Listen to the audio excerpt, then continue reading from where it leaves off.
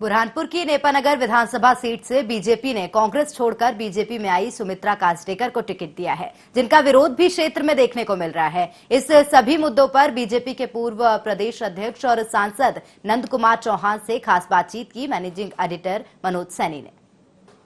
नेपानगर में भी उपचुनाव होना है, 28 सीटों पर मध्य प्रदेश में उपचुनाव होना है, लेकिन नेपानगर भी एक ऐसी सीट है जो भारतीय जनता पार्टी की अब सरकार है, जो कांग्रेस से चुनाव जीती है वो भारतीय जनता पार्टी से चुनाव लड़ रही है। लेकिन होगा क्या इस बार? क्या जिस तरह की बातें समझ आ रही, कांग्रेस बार बार करेगी गद्दार का मुद्दा सामने होगा। जनता से बात करते हैं तो वो भी ये कहते हैं कि अधर में हमें लटका दिया, बीच चुनाव में हमें जाना पड़ेगा। पर भारतीय जनता पार्टी का नेपानगर को लेकर क्या प्लान है? मेरे साथ इस वक्त नंद कुमार चौहान है, पूर्व भारतीय जनता पार्टी के प्रदेश अध्यक्ष और वर्तमान सांसद। क्या कहेंगे चौहान साहब, किस तरह से देख रहे हैं नेपानगर के चुनाव को? और एक जब दूसरा दल से व्यक्ति यहाँ आता है तो कुछ अलग चीजें भी दिखाई देती है। नेपानगर विधानसभा का जो चुनाव हो रहा है, कांग्रेस पार्टी की विधायक रही श्रीमती सुमित्रा काजडेकर, उन्होंने कांग्रेस पार्टी से त्यागपत्र दे दिया। 15 महीने में नेपानगर विधानसभा क्षेत्र में कोई भी विकास का काम उनके कहने पे स्वीकृत नहीं हुआ। विकास रुक गया। कर्ज माफी का जो कहा था किसानों का, वो कर्ज माफ नहीं हुआ। गांव-गांव में लोग घेरने लगे।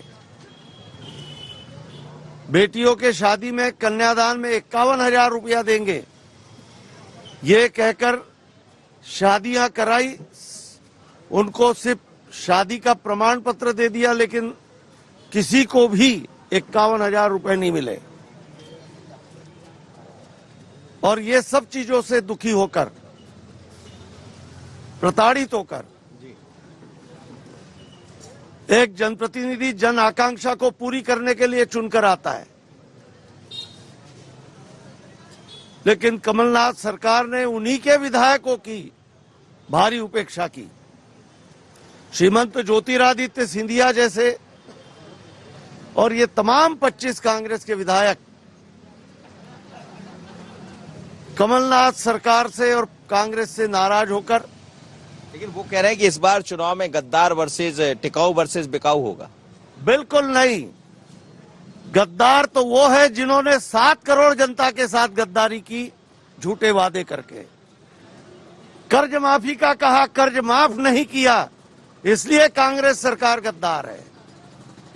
कन्यादान में बिटिया को 51,000 रुपए देंगे, कन्या को 51 रुपए भी नहीं दिए, इसलिए कमलनाथ सरकार गद्दार थी। बेरोजगारों को 4,000 रुपए महीना बेरोजगारी भत्ता देंगे, लेकिन किसी को नहीं दिया, वो कमलनाथ सरकार गद्दार थी। ये लोग तो जनता के वफादार हैं, अपने जनता से वफादारी रखने के लिए, लेकिन क्षेत्र के विकास के लिए इन लोगों ने कांग्रेस पार्टी को ठोकर मारी।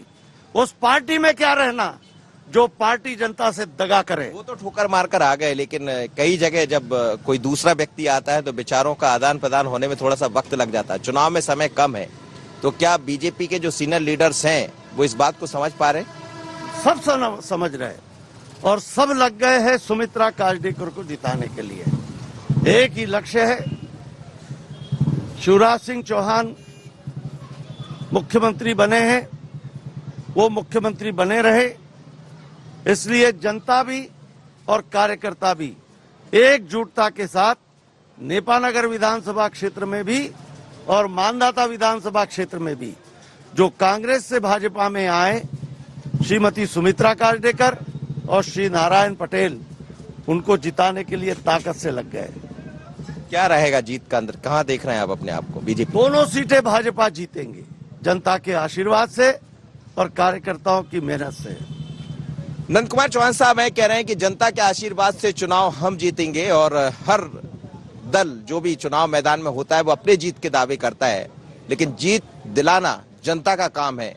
और इसीलिए हम कहते हैं ये पब्लिक है, सब जानती है, पर पब्लिक करेगी क्या नेपानगर की? इंतजार कीजिए। IND 24 के लिए नेपानगर से मैं मनोज सैनी।